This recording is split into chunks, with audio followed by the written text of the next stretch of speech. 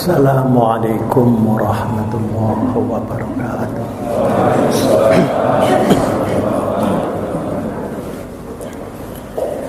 Bismillahirrahmanirrahim. Alhamdulillahil qail fi kitabihil azim. Ma kanal mu'minuna liyanfiru kaffah. Falawla nafara min kulli firqatin minhum ta'ifatul liyatafaqahu fid din wa liyunziru qawmahum idza raja'u ilaihim la'allahum yakhzarun. Allahumma salli ala sayyidina wa maulana wa syafi'ina wa uswatina wa habibina wa qurrati a'yunina Muhammadin sallallahu alaihi wasallam wa ala alihi wa sahbihi ila yaumil qiyamah. Subhanaka la ilma lana illa ma 'allamtana innaka antal alimul hakim. Rabbana atina min ladunka rahmah wa hayyi' lana min amrina rasyada. Hadratul muhtaramin, ashabal fadilah, para alim ulama, para mursyidin, semua yang saya muliakan, para jamaah thariqah yang berbahagia. Kesyukuran kita kepada Allah, di mana para pembawa Islam pada abad pertengahan masuk ke Indonesia dengan konsep yang lengkap. Ada ajaran tentang tauhid, ada ajaran tentang ibadah, ada ajaran tentang syariah, ada ajaran tentang muamalah, ada juga ilmu fikih diajarkan, ilmu dakwah diajarkan, dan ilmu tasawuf. Ada juga ajaran tentang jihad fi sabilillah. Tapi semuanya itu dirangkai di dalam sebuah aturan yang serasi, tidak bertabrakan antara satu dengan yang lainnya.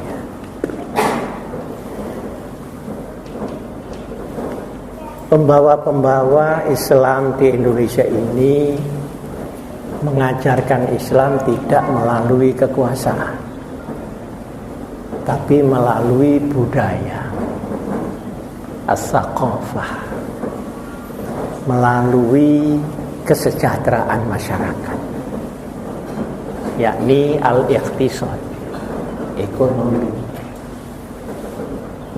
dan melalui ilmu dan pemikiran, sehingga awet berganti kekuasaan. Itu umat Islam yang di bawah tidak goncang karena pergantian itu. Nah, ini bedanya dengan Islam di Andalusia yang masuk dengan melalui proses perang. Ketika kekuasaan dipegang, Islamnya tersiar. Tapi ketika ganti, maka menjadi hilang semuanya.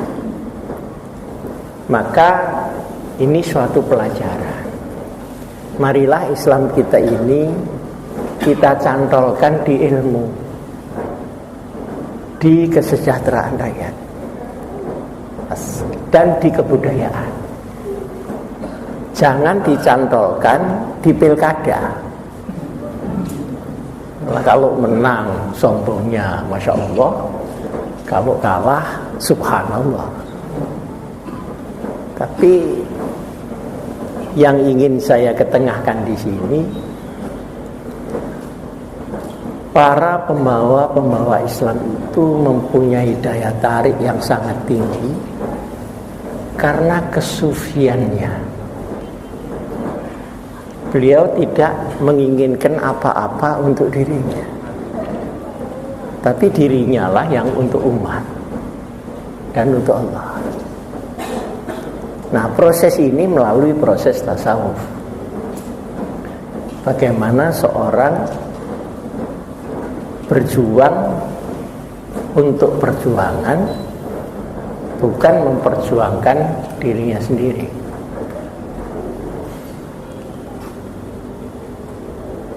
Jahidu fi sabilillah bi amwalikum wa anfusikum.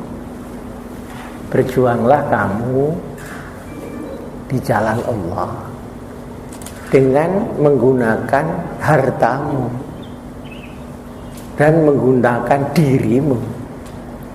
Nah, di dalam diri itu ada apa saja? Ada pikiran, ada tekad, ya, ada keberanian, ada persatuan, dan bi amwalikum dan hartamu. Nah, belakangan ini kebalik. Wajahidu fi sabilillah li amwalikum. Banyak yang berjuang untuk mencari harta, bukan dengan mengorbankan harta. Nah, oleh karenanya ilmu tentang hukum Islam yang biasanya di dalam agama kita disebut ilmu fikih, ini haram, ini halal, ini makruh, ini syubhat, ya, ini wajib, ini sunnah muakkad dan sebagainya. Itu adalah ilmu tentang Islam.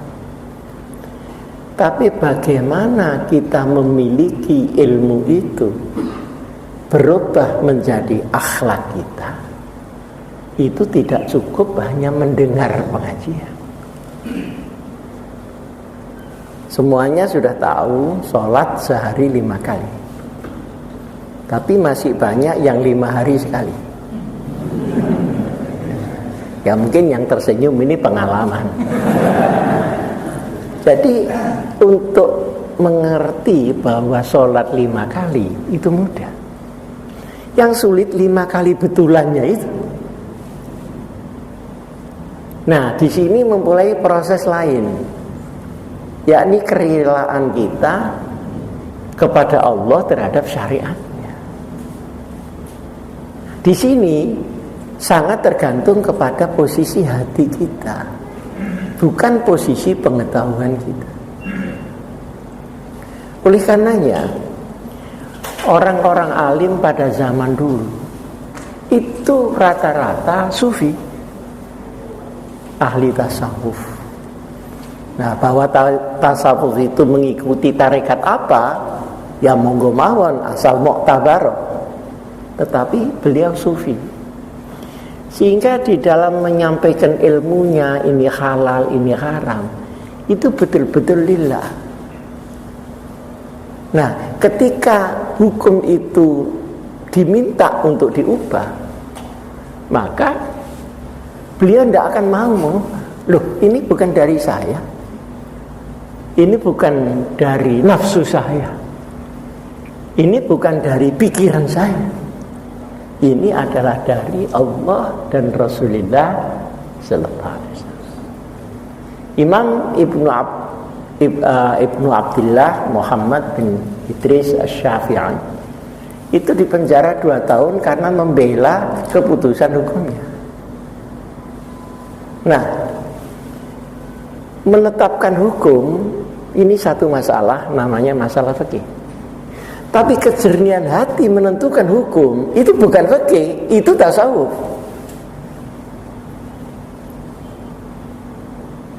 Nah, sekarang sama-sama orang alim di dalam ilmu fikih, dengan hati yang tidak sama, itu jawaban bisa tidak sama. Kiai, ini hukumnya apa Kiai? Nah, sampean minta yang mana? Jawabannya mau minta yang berat, ada yang cukupan. Loh, kok bisa begitu, bagaimana? Dan kadang-kadang itu berubah sesuai dengan kepentingan orang, tidak kepentingan Allah. Nah, ini yang memberesi adalah tasawuf. Ada di Kediri, ini satu contoh. Bahsul Masail tentang rokok. Bahsul Masail itu fikih kan? Ilmu hukum Islam. Maka rokok diputuskan makruh tahrim. Makruh tahrim itu artinya dihindarilah karena mendekati haram. Tahu-tahu anggotanya itu ada yang punya pabrik rokok. Usul, kalau ini rokok saya dimakruhkan, kantor NU itu tidak jadi. Karena yang nyokong saya. Nah, pabrik rokok itu namanya Minna, MINNA. Berunding lagi, Pak. Berunding lagi. Akhirnya diputuskan beda. Rokok makruh tahrim kecuali Minna.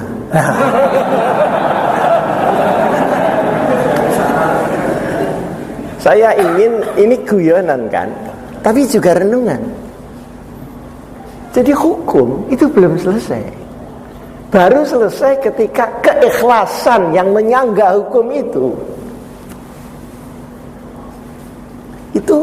baik hukum agama, hukum umum sama kan? Sama. Kalau ahli hukum mestinya kan membela hukum, tapi kan tidak semua. Ada yang maklaran hukum, ada yang jual beli hukum, ada yang sarjana hukum masuk hukuman. Jadi sebetulnya yang membedakan itu di mana? Adalah di posisi hatinya. Nah, memproses posisi hati itu tidak bisa lain kecuali proses tasawuf sufiyah itu. Itu bidang keilmuannya. Jadi orang ahli tasawuf itu tidak tertutup kemungkinan untuk dia ahli-ahli yang lain-lain. Yang penting dia bisa memberesi hatinya, meskipun pedagang, ya pedagang sufi. Misalnya dia petani, ya petani yang sufi. Kalau dia jadi umarok, ya umarok yang adil. Nah, begitu jadinya.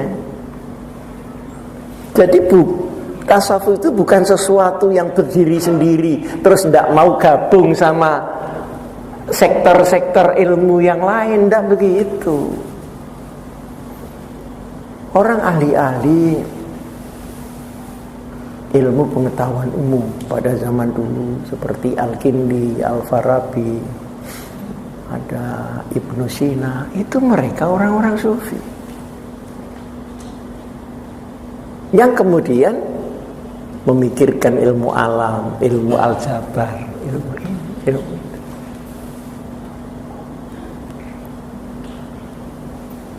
Khalifah Al-Mansur itu raja, khalifah, tapi sufi. Kalau dia di kantor sudah selesai kerja, lampunya dimatikan. Sebab lampu ini yang bayar negara. Gitu. Kalau tidak kerja, tidak mau di kantor, di rumah. Jadi dengan kesufian ini, maka orang akan menjadi soleh pada bidangnya masing-masing. Nah, di sekolah-sekolah kan ada ilmu tasawuf, ya di fakultas, di ini ada pelajaran ilmu tasawuf, ada dosen tasawuf. Nah, dosen tasawuf itu belum tentu sufi, karena dia mengerti ilmu tasawuf belum tentu menghayati dan memiliki tasawuf itu. Kalau orang sufi itu dikasih uang sama orang itu tanya, ini dari mana, untuk apa, supaya terang halalnya. Oh ini sampean yang ngoni saya, oh ini sampean untuk pondok saya, oh ini maksud saya sampean baca Quran. Itu yang jelas. Apa dagang, apa bayar utang, nama itu harus jelas. Nama uangnya itu harus jelas. Nah, tapi kalau dosen tasawuf belum tentu begitu. Mungkin dia sufi, mungkin tidak. Kalau dosen tasawuf HR-nya terlambat, marah-marah dia. Loh, ini kok terlambat, saya sudah mengajar. Misalnya begitu. Jadi tasawuf sebagai sebuah malakah, sebagai pemilikan, itu diperlukan untuk meningkatkan ubudiyah dan tazkiyatun nafs.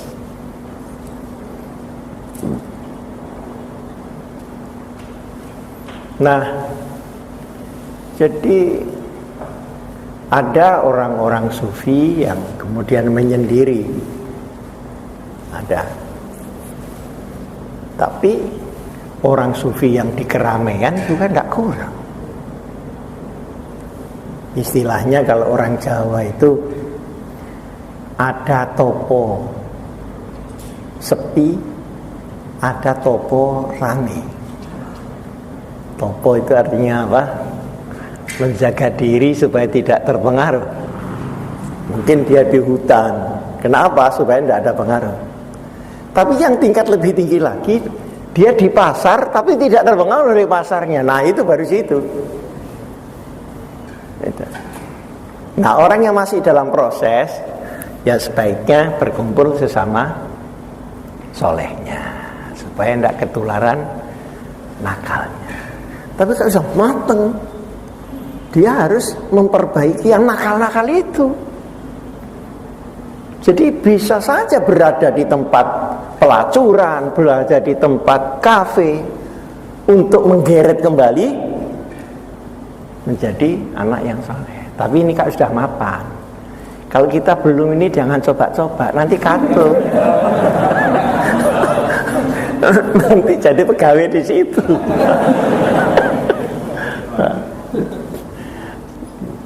Ada juga yang menyendiri karena apa? Karena untuk menangkap sesuatu, getaran-getaran yang dia harus jauh dari orang. Nah, itu. Jadi tidak mesti orang sufi mesti di tempat sepi, mesti ramai, ya tergantung kualitas, ya, dan tergantung kebutuhan manusia itu.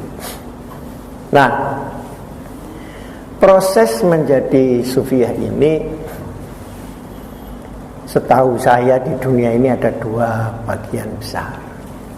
Yang pertama amal masnunat, orang yang mudawamah atau melanggengkan amal ibadah kesunatan setelah wajibnya selesai, maka buahnya Allah akan menunjukkan jalan lurus, siratal mustaqim. Nah, menunjukkan itu ditunjukkan tidak mesti dalam kitab. Kalau belum tentu bapak-bapak mondok, tapi bisa ditunjukkan Allah melalui hati bapak-bapak. Terasa, oh ini benar, ini salah. Sekalipun dalilnya bapak-bapak tidak tahu.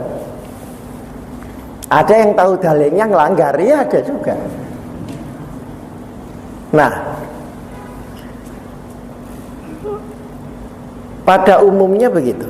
Tetapi di dalam banyak kesempatan, lalu sufiah ini umumnya ditempuh dengan tarekat.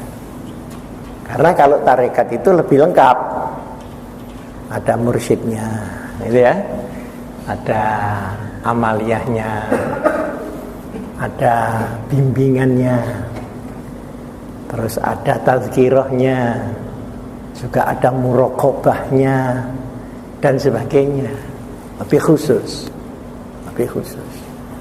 Dan itu macam-macam, banyak sekali modelnya. Oleh karenanya, lalu ahli sunnah memilah itu semua, mana yang muktabaroh dan mana yang tidak muktabaroh, karena sangat banyaknya itu. Nah, kalau muktabaroh itu sanadnya nyampe apa enggak kepada Rasulullah Sallallahu Alaihi Wasallam? Apa putus di tengah? Di situ masalahnya.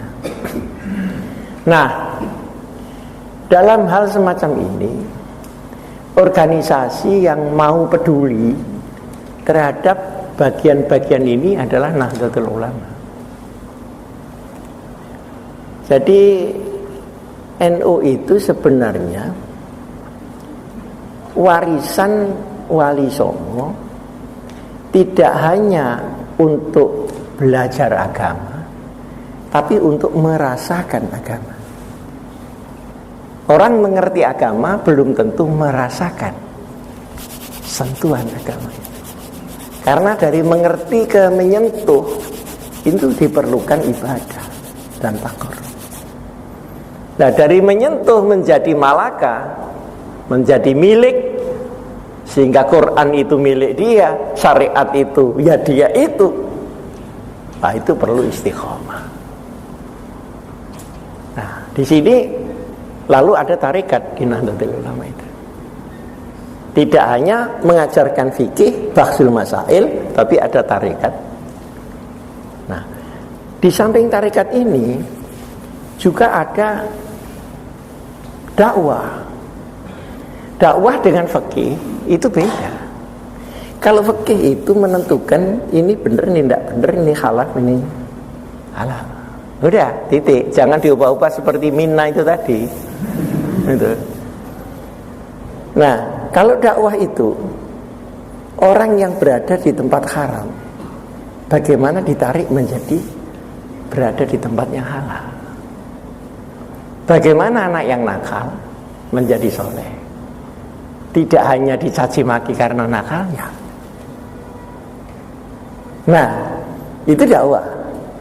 Jadi setelah keseimbangan antara fikih dan tasawuf, di sini ada dakwah.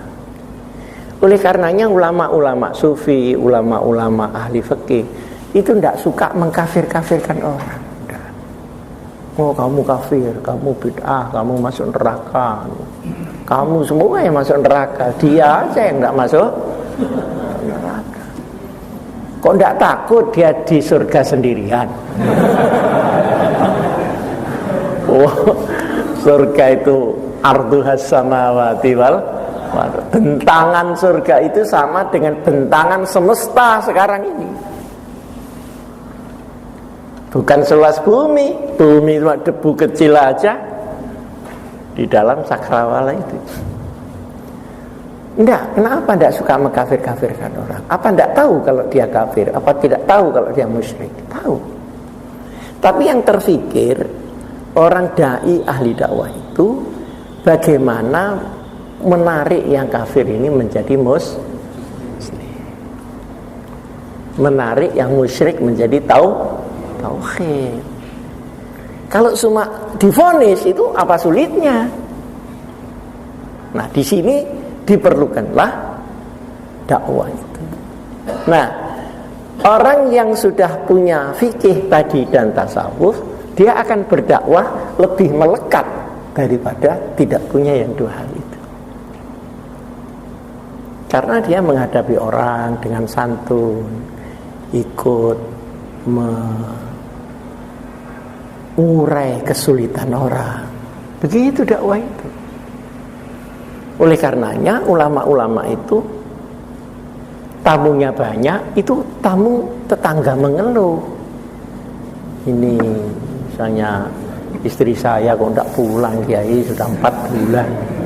Apa tidak ada sholawat-sholawat yang kira-kira mempercepat datangnya? Padahal kiainya sendiri 5 bulan nggak pulang. Nah, artinya menerima keluhan. Jadi kiai itu kerjaannya tidak mengeluh.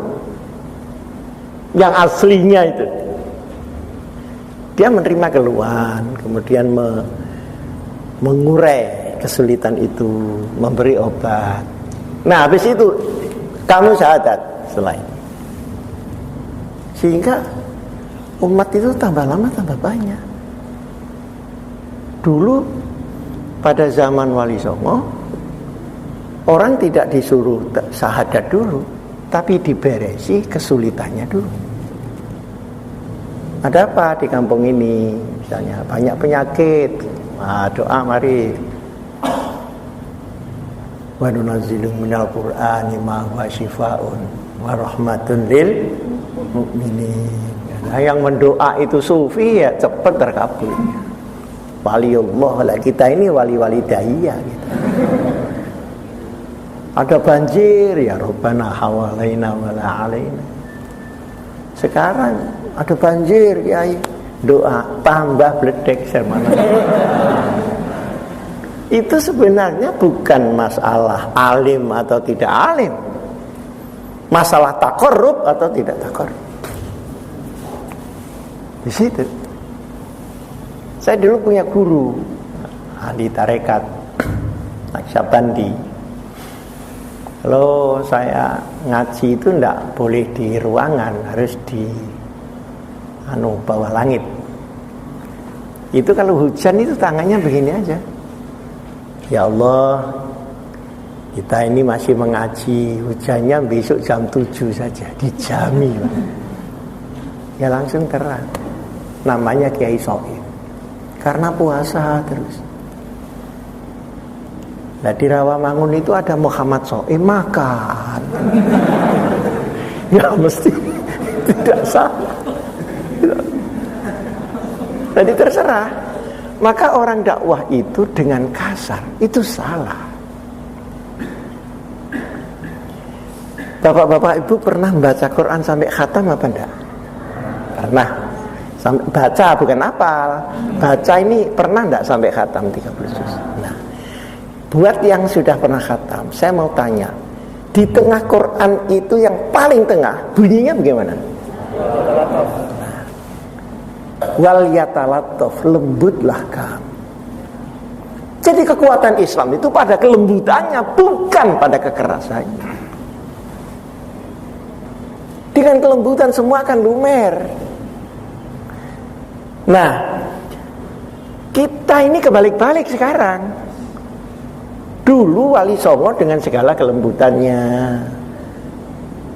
Nah, lalu Kristen yang dibawa Belanda dengan segala kejahatannya, maka kalah dia. 350 tahun kita nggak luntur.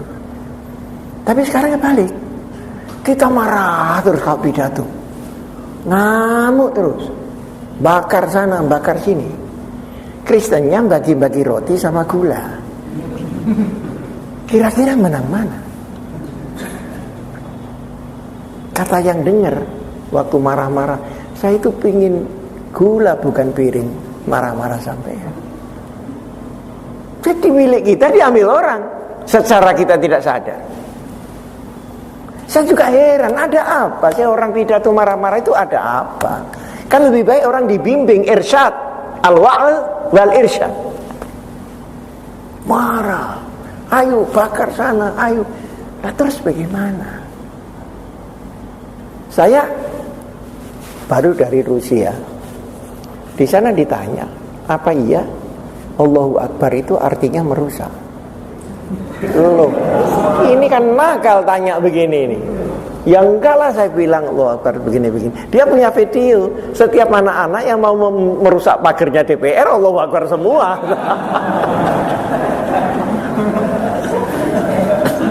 Nah, tapi itu bukan berarti kita tidak berani berjihad dengan fisik. Enggak, tetap.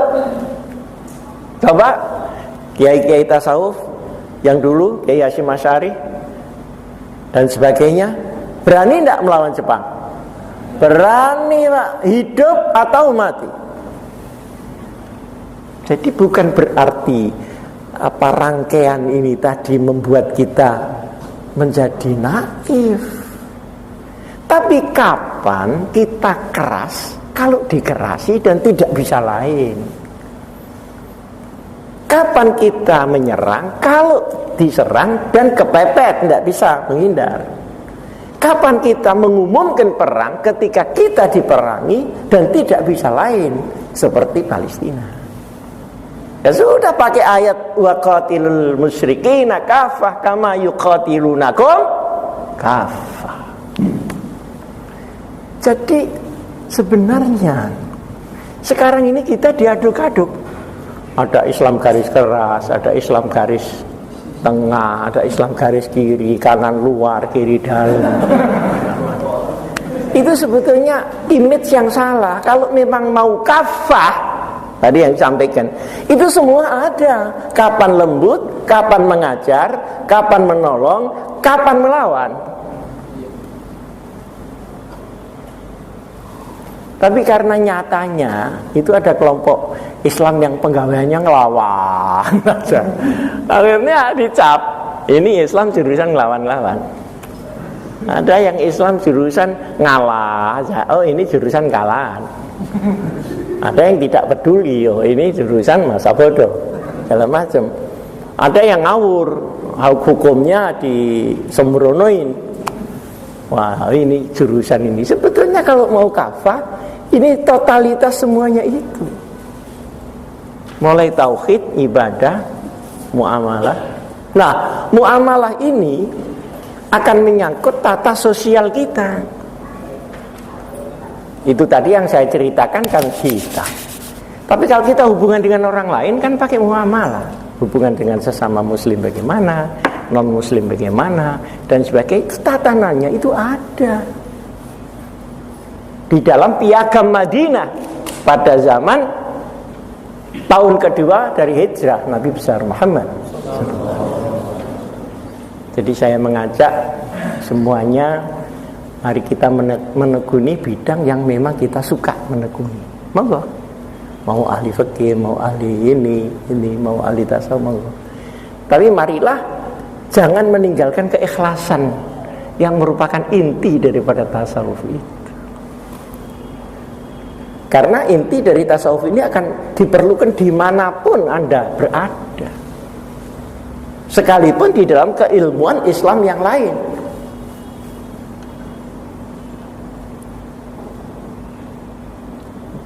Dan jangan meninggalkan syariat. Nanti karena ahli tasawuf anaknya 3 nggak diurusi, akhirnya dia dapat pahala dari tasawuf, dapat dosa 3 kali dari anaknya. Berarti tekor 2. Jangan begitu. Tadi kan sudah saya bilang masing-masing mempunyai haknya sendiri. Ini dirangkum di dalam Al-Islam.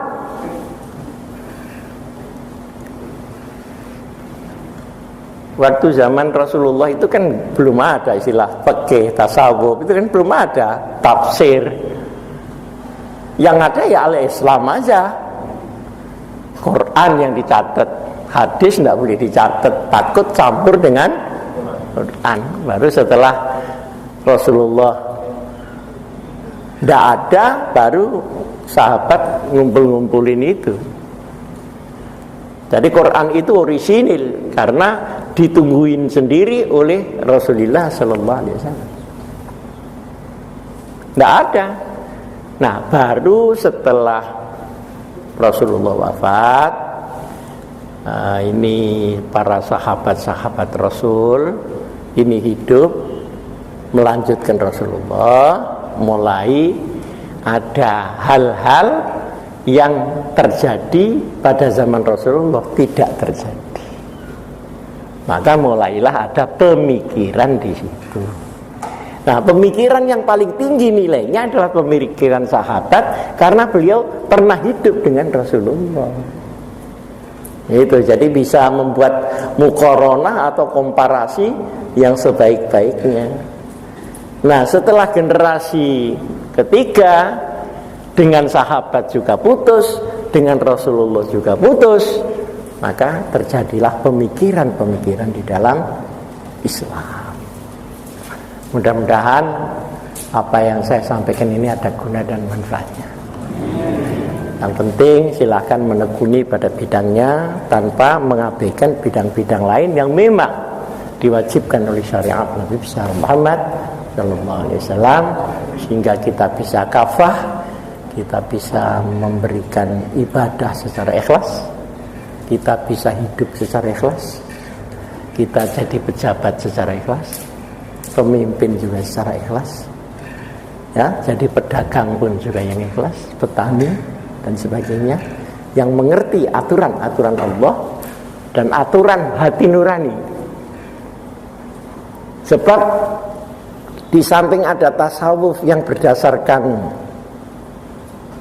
syariat, berdasarkan agama, itu juga ada olah batin berdasarkan kebatinan. Itu hampir sama tapi tidak sama. Mereka misalnya dengan olah batin, mereka budi luhur dan sebagainya, tapi nyantolnya tidak kepada tauhid. Nyantolnya hanya kepada insaniyah, kemanusiaan. Lalu timbullah kebatinan segala macam. Nah ini gampang menyeleweng karena nggak ada tauhidnya. Nah ini yang menjadikan thariqah kadang-kadang keseret itu di situ. Kalau tidak muktabar dia. Saya pernah ikut orang kebatinan. Ini kemudian dia semedi. Ini aja terus 10 menit. Ada orang 10 apa 20. Setelah begini, kamu lihat apa? Oh. Saya lihat ada kuda tidak ada kakinya. Oh, yang kamu ada kaki tidak ada kudanya. Terus dimaknai sendiri, dianu sendiri. Terus itu dasarnya apa? Yang ada di dalam angan-angan itu kan banyak. Bisa dari keinginan yang tersumbat, maka dia keluar menjadi angan-angan. Karena dia lama nggak punya uang, lalu ngipi dapat uang banyak, begitu misalnya. Ada juga karena godaan jin, ada karena godaan setan. Siapa yang jamin bahwa itu ilham? Siapa yang menjamin bahwa itu minallah? Maka saya berharap agar bapak-bapak jangan dekat-dekat di sana. Ini sepertinya sama, padahal enggak.